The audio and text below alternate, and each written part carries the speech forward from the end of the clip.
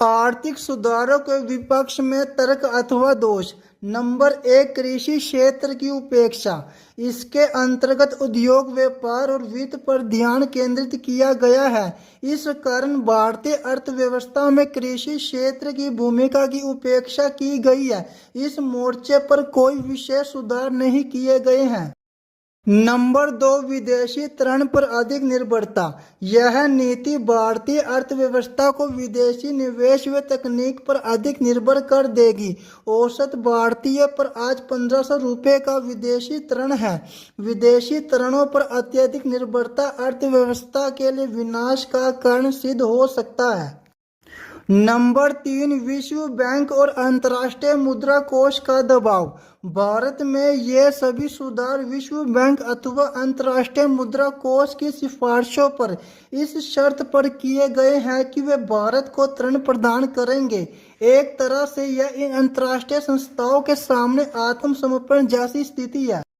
Number चार, बेरोजगारी की समस्या। यह आर्थिक नीति इस बात की सिफारिश करती है कि अत्यधिक श्रमिकों को बहिर्गमन नीति के अंतर्गत काम से निकाला जाए।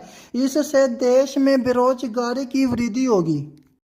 नंबर पाँच, उपभोक्तावाद को बढ़ावा। यह नीति आरामदायक व ऐश्वर्य की वस्तुओं को बढ़ावा देती है, जबकि हमारे देश की जनता के कल्याण के लिए आवश्यक वस्तुओं की जरूरत है। इस प्रकार यह नीति समाज के धनी वर्ग का पक्ष लेती है।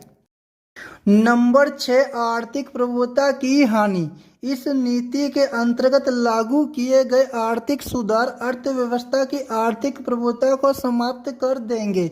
यह विदेशी हिस्सेदारी को अधिक बढ़ावा देती है। नंबर सात, उद्योगों को स्वतंत्रता। इस नीति में निजीकरण के प्रस्ताव से विभिन्न आर्थिक गतिविधियों में उद्योगों को स्वतंत्रता प्राप्त हो जाएगी।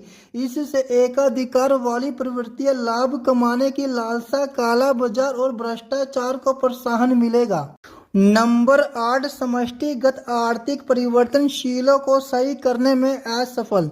नई नीति बढ़ते वित्तीय घाटे की प्रवृत्ति को काबू करने में असमर्थ रही है। यह देश की विभिन्न आर्थिक बुराइयों की जड़ है।